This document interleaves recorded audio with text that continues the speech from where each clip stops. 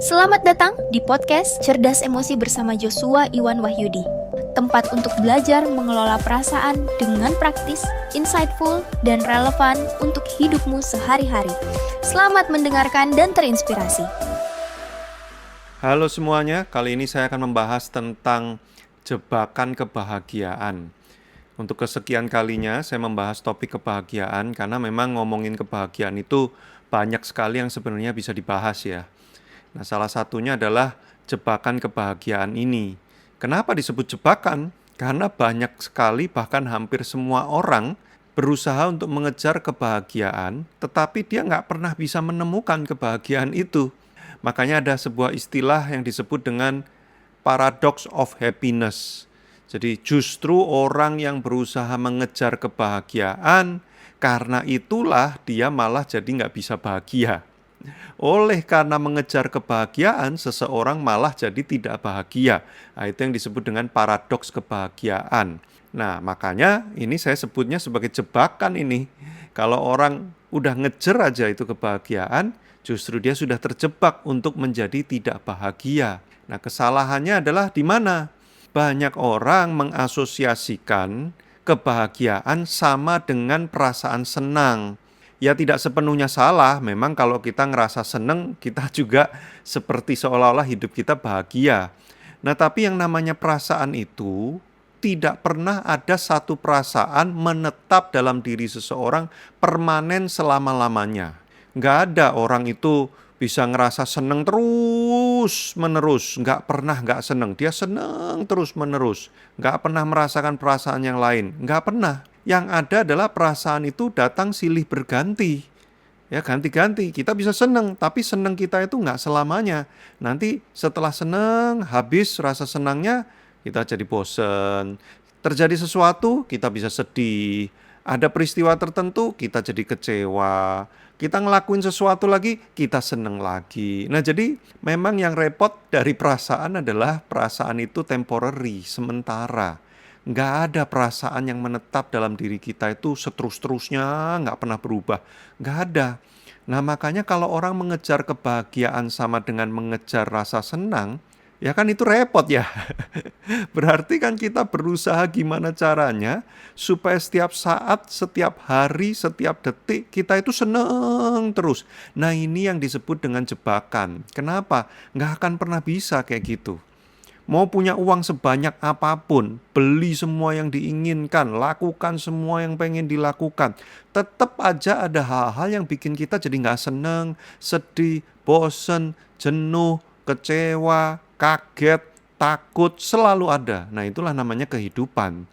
Makanya kalau kita mengejar kebahagiaan sama dengan mengejar rasa senang, wah, mau punya uang berapa banyak, mau punya waktu berapa banyak, mau punya energi sebesar apapun, ya kita seperti hamster yang berlari di roda yang berputar itu, nggak akan pernah ada habisnya, nggak akan pernah ada finishnya.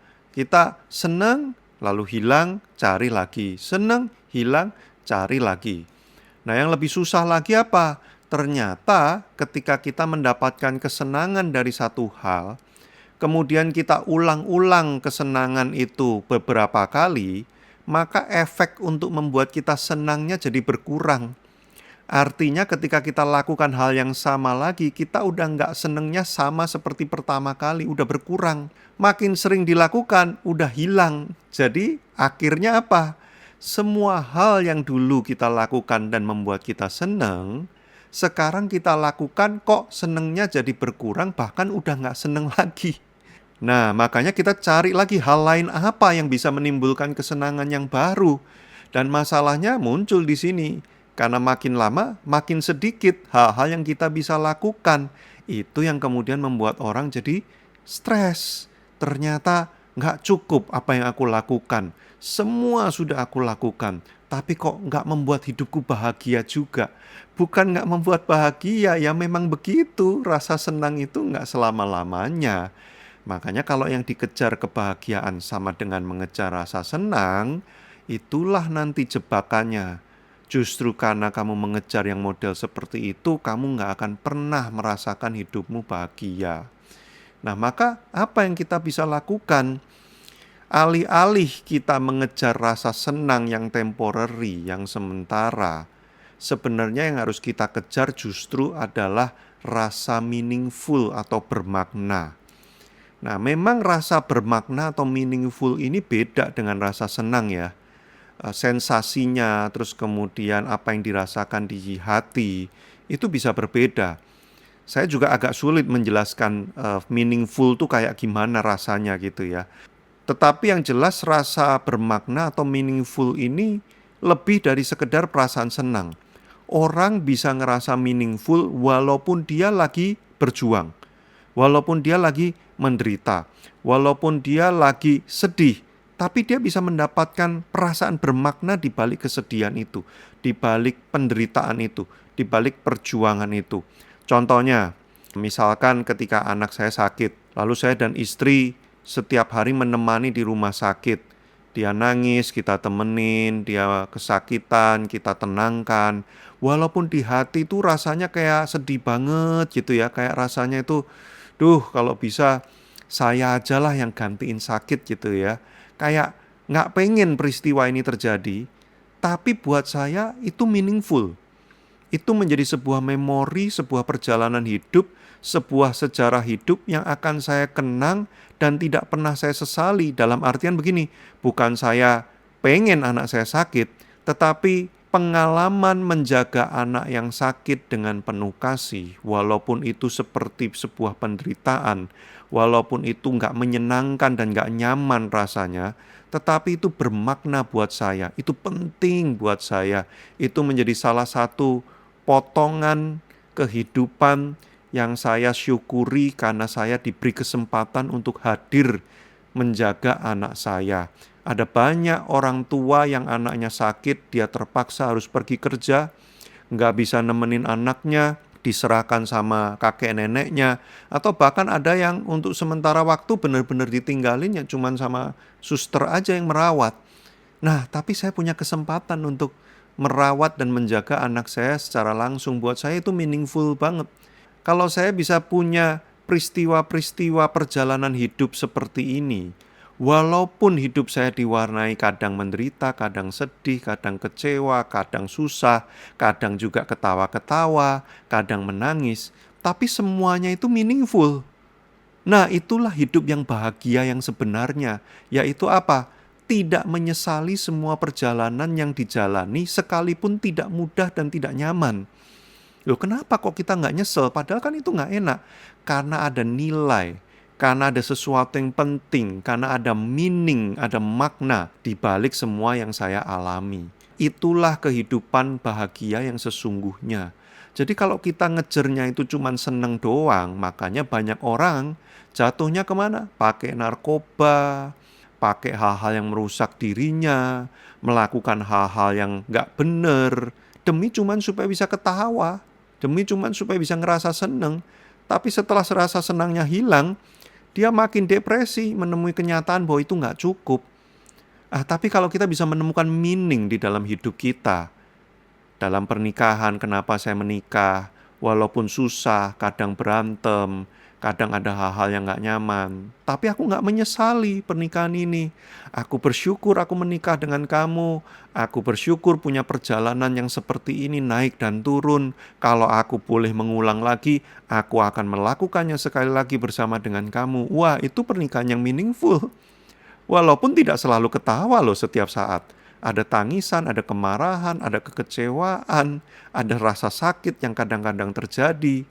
Tapi ketika saling mengampuni, saling menerima, saling melengkapi, saling menolong, wah itu terasa meaningful nih. Ternyata dalam hidup ini walaupun gak mudah, ada hal-hal yang berarti untuk dilakukan. Worth to living for, layak untuk diperjuangkan, untuk dihidupi. Nah itu hidup yang berbahagia, itu kebahagiaan yang sejati. Makanya banyak orang salah. Ketika dia mengejar rasa senang doang, dia akan makin depresi. Dia masuk dalam jebakan kebahagiaan. Tapi kalau kita mengejar meaning, kita akan menemukan kebahagiaan yang sesungguhnya. Nah, bagaimana kita bisa mendapatkan meaning? Itu sebenarnya panjang sekali. Tapi saya berikan dasar yang singkat untuk mengawali perjalanan kita, untuk menemukan kehidupan yang bermakna. Yang pertama adalah spiritualitas. Spiritualitas di sini bukan agama ya, tapi spiritualitas yang saya maksud di sini adalah mengerti asal kehidupan ini, mengerti tujuan kehidupan saya apa, melalui relasi dengan pencipta kehidupan. Yang saya yakini kehidupan ini ada penciptanya. Karena kalau kehidupan ini tidak ada penciptanya, berarti kehidupan ini meaningless, nggak ada artinya. Kita bisa bikin-bikin sendiri artinya, tapi itu bukan arti yang sejati. Karena arti yang sejati itu memang by design. Kalau saya membuat sesuatu, saya membuat benda, bagaimana benda ini punya nilai dan makna? Karena saya memberi tujuan untuk benda itu. Kalau benda itu menjadi kecelakaan dan orang menetapkan tujuan yang beda-beda sesuka hatinya terhadap benda itu, maka meaning terhadap benda itu ya jadi relatif, jadi fluktuatif. Kadang dia bermakna, kadang dia tidak, ya tergantung suka-suka. Nah, saya tidak percaya hidup yang seperti itu. Saya percaya kehidupan ini diberikan makna oleh penciptanya. Tujuan kita bukan menciptakan makna sendiri. Tujuan kita adalah menemukan. Melalui apa? Memahami asal kehidupan ini dari mana dan untuk apa kehidupan ini. Nanti kalau kita sudah mempelajari spiritualitas yang seperti itu, kita akan menemukan kepada tahap berikutnya, yaitu meaning didapatkan justru bukan ketika kita fokus pada diri sendiri.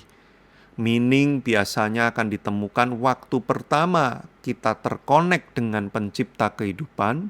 Kedua, kita memakai hidup kita untuk orang lain bersama-sama dengan orang lain.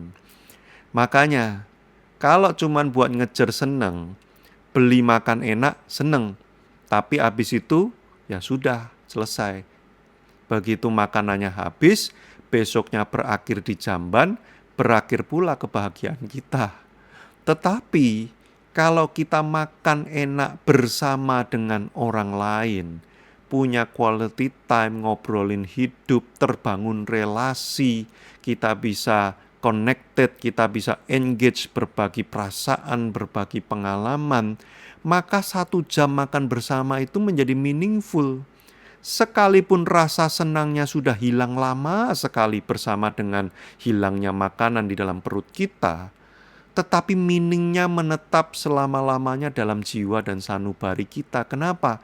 Karena pengalaman bersama dengan orang lain itu memori yang tidak mudah hilang. Meaningnya tersimpan dalam diri kita. Apalagi kalau kita melakukan itu karena mengerti tujuan kehidupan ini. Karena kita mengerti Sang Pencipta memang ingin kita hidup seperti itu. Makin bertambah meaningnya. Sehingga kita tidak menyesal mengeluarkan sejumlah uang, mengeluarkan energi dan waktu, karena kita menemukan makna di balik semua itu. Nah, inilah sebenarnya kebahagiaan yang sejati. Nah, saya tidak bisa jelaskan lebih panjang dan lebar lagi, nanti akan jadi sesi yang panjang bersesi-sesi, tetapi ini menjadi dasar untuk menyadarkan kita loh, teman-teman, bahwa ternyata selama ini yang kita kejar itu jangan-jangan salah tujuan gitu, salah arah. Percuma berlari dengan sangat kencang dan cepat jika arahnya salah. Lebih baik berlari kepada arah yang tepat meskipun tidak terlalu cepat. Menemukan tujuan yang benar dalam hidup kita, menemukan kebahagiaan yang sejati, itu lebih penting daripada kita berlari begitu cepat, berusaha begitu keras, ternyata hanya untuk sebuah hedonic treadmill. Ya, seperti hamster itu ya, kita nggak kemana-mana dan merasa kurang terus sampai kemudian kita menjadi depresi. Jangan sampai kita kena jebakan kebahagiaan. Bagaimana pelajaran hari ini? Kalau kamu ingin lebih dalam belajar kecerdasan emosi, ayo segera subscribe di channel YouTube Joshua Iwan Wahyudi atau follow Instagramnya di @joshuaiwanwahyudi.